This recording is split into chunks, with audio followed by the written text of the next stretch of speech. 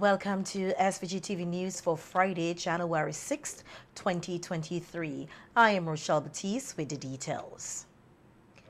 Guyanese business owners are expected to accumulate more wealth because of the expansion of the local economy. And this country's Prime Minister, Dr. Ralph Gonsalves, who was in Guyana for a 4-day official visit this week, believes that those business players can capitalize on numerous investment opportunities here in St. Vincent and the Grenadines.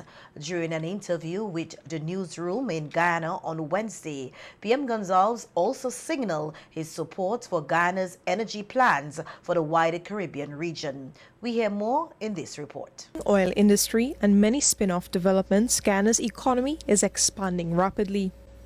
Prime Minister of St. Vincent and the Grenadines, Dr. Ralph Gonsalves, believes that this expansion offers local business owners the opportunity to accumulate more wealth. But once they do so, he told the newsroom that there are abundant opportunities for them to invest in his country.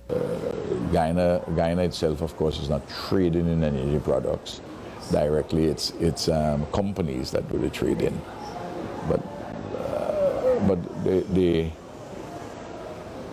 increased wealth of Guyana, there would be resources for investors from Guyana to invest in a number of different areas in St. Vincent and the Grenadines. Outside of potential investment opportunities, Dr. Gonsalves believes there is much scope for greater collaboration between St. Vincent and Guyana.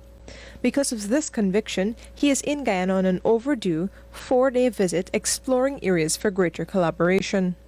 We have an education revolution which is unfolding in our country, and there are areas in which we can interface. All different things in relation to education. We may not have the time today to talk about them, but and then investments, Vincentians here in Guyana, Guyanese into St. Vincent and Grenadines, and then there the ongoing regional issues concerning deepening regional integration, the Caribbean single market and economy, analysis of the Latin American and the global situation, because the particular convulsions at the moment, matters are very problematic and we need clarity of thought. Dr. Gonsalves, during his time in Guyana, says he also intends to focus on other areas of collaboration, including the housing, forestry and education sectors, and enlisting Guyana's support on regional matters. And calling in on NBC Radio Face-to-Face program on Wednesday from Guyana, PM Gonsalves spoke of the need for more police boots on the ground to address criminal activities in SVG. He said while it is true that the police are not the cause of crime, their presence in Kingstown and across the country, particularly in the areas between Stubbs and Rillan Hill, which are of the most highly populated areas of the country. We have enough police and enough resources for persons to be more present on the ground.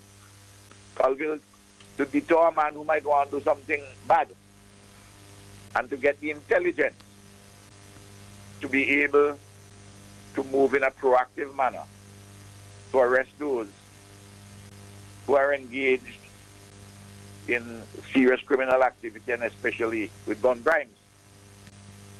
You understand what I mean, Calvin? Yes. You hear what I say? Presence on the ground. Yes. Because people have to feel safe. You know? As I told my friend Buju, who is in charge of Calicoa, I say it cannot be acceptable that within half an hour, within half a mile of the station at Calicoa, you may have somebody robbing somebody on a beach. At 7 o'clock in the night. But Prime Minister, in your absence, of course, sorry. That we need, so I'm hammering that. Yes. Greater presence. And we have more than doubled the number of policemen and women. And we have additional numbers this year in the budget, 50-something more. Yes. This year, on the police alone. I'm not talking Coast Guard, I'm not talking fire. The police alone. is over $41 million we are going to spend for recurrent expenditure. I'm not talking about any capital expenditure. No. Last year, SVG recorded 42 homicides, its highest in about 4 years. On radio yesterday, Police Commissioner Colin John says they are hoping to see fewer homicides this year and called on members of the public to work along with the police for a safer St. Vincent and the Grenadines. The RSVG police force, in fellowship with Bishop Chesley Ferdinand and the congregation of the Wilson Hill New Testament Church of God, will hold a church parade and service of Thanksgiving this Sunday, January 8th, 2023, commencing at 10 a.m. The parade will march from the Central Police Station, turn left onto Halifax Street, then right into Paul's Avenue en route to the church. The service forms part of the RSVG Police Force calendar of events for 2023.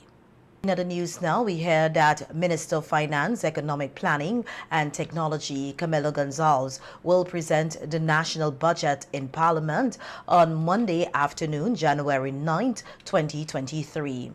In December, Parliament approved the estimates of revenue and expenditure totaling 1.4 billion EC dollars for the fiscal year 2023, a 8.8% increase over the approved budget for 2022. Budget 2023 is broken down as follows: recurrent expenditure inclusive of amortization and sinking fund contributions, $974,323,500.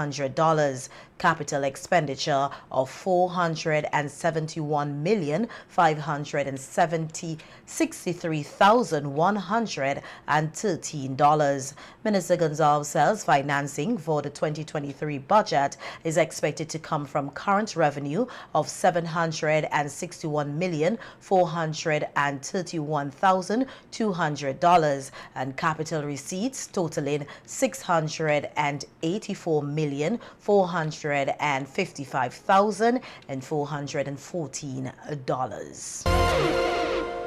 We hear that the Forestry Department is considering granting permits to a few hunters to hunt wildlife species for the National Heroes Day Festival in March this year. This is according to Law Compliance and Enforcement Officer with the Forestry Department, Bradford Latham, who noted that while the 2022 hunting season is closed, there is a special license permit that can be granted just for that purpose.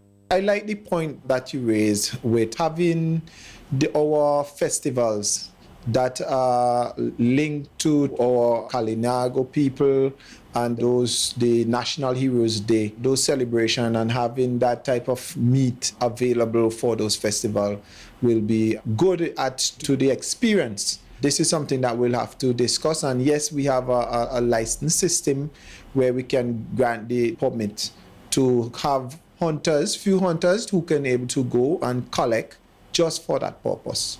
But they have to go through the department, and we can able to grant them that license to a few hunters to able to go and hunt. For that occasion, we'll have at least how many that they catch for that. So it won't be a general open season to where everyone is just persons who will be allowed to hunt and to have that meat available solely for that. It will have to be an application to the Director of Forestry and able to grant special license. We can able to grant special license. Special licenses are granted where a species for zoological research. If a species becomes a pest or it is endangered, yes, we could able to allow some, we say hunting, just to be able to control or to bring them in for better management and study to how we can best help the species if we notice something unusual happening.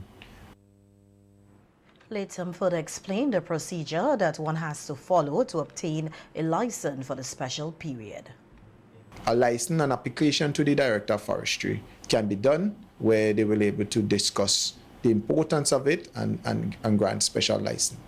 Yes, the name of the hunter and also a quota, how many that they will require to meet that objective for that year. Because Under our legislation, after the third day, after the season is closed, no one's supposed to be having any part thereof of any of the wildlife species in their possession.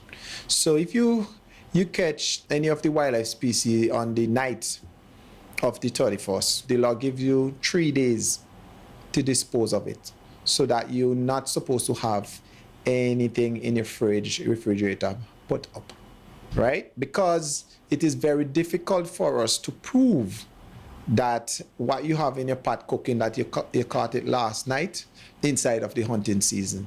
So therefore, the need for persons to dispose of it.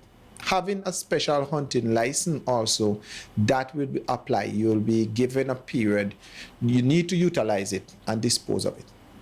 So if it's for that special occasion, we give you that, and you use it for the occasion, and anything left thereafter, we give you at least 3 days to dispose of it. So it's not for a person to be having in storage and depleting the natural resource all the time under the cover that, oh, I have this in my fridge all the time. Said that there is also an inspection system in place that would ensure that hunters do not overhunt nor hunt the pregnant or younger species during this special period. There's an inspection system in place. The wildlife officer or the officers within the area will need to come and see what you catch. If it's iguana, that you have caught iguanas that are up to size.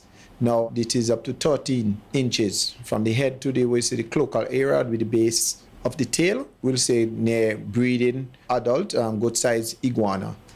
We like to encourage all the time to take the larger ones and leave the young ones and the pregnant ones so that they could be able to replenish for future generation. We have situation in Chatham Bay in Union Island. This area we are managing as a reserve because it have unique species. We'll call the Union Island gecko, the dudani.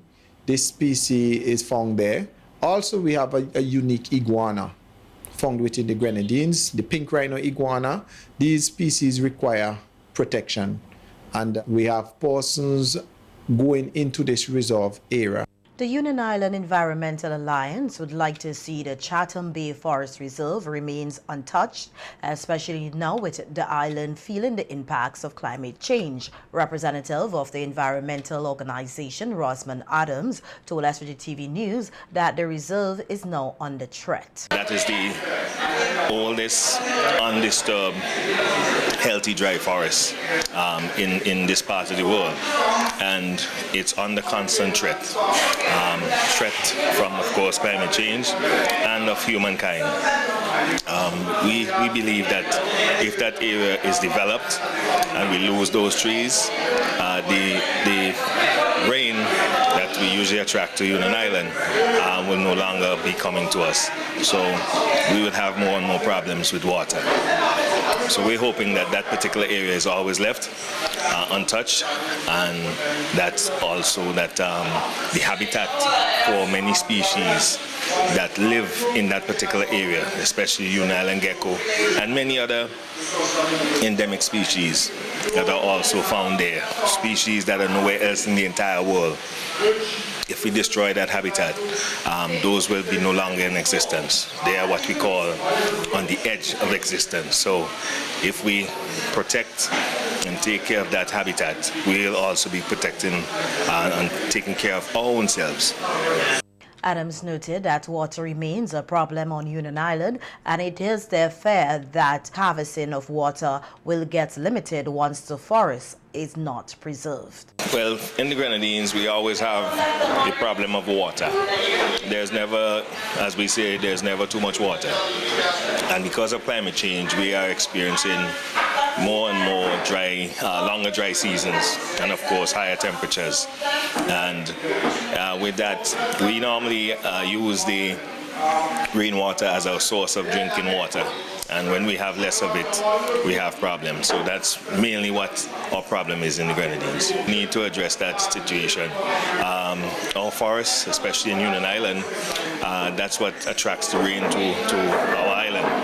And that particular forests, especially what is called the Chatham Bay Forest Reserve. Your body is a temple, not a trash bin. This is according to community dietitian and the Ministry of Health, Wellness and the Environment, Melody Hercules, who has given advice on setting smart goals when it comes to diet on NBC Radio Face-to-Face program today. I think it's also important to have someone to hold you accountable. Because when there's no one to hold you accountable when you set goals, it's very easy to drop off. You skip today, and then once you skip one day, it's easy to fall off the wagon. But then if you have somebody else who is also trying to attain the same goal as you or a similar goal, both of you can keep each other accountable. So this helps both of you to stay on the goal, and you also have someone you can relate to and you can share your struggles with, which also helps, knowing that someone out there is also going through what you're going through. It helps to keep you on the wagon. Right. So some resolutions that I have that are smart goals include eating more whole foods. So, eating lots of fruits and vegetables, whole grains, making healthier choices. So eating the whole wheat bread or the whole grain bread instead of the white bread. Including vegetables in every meal as much as possible.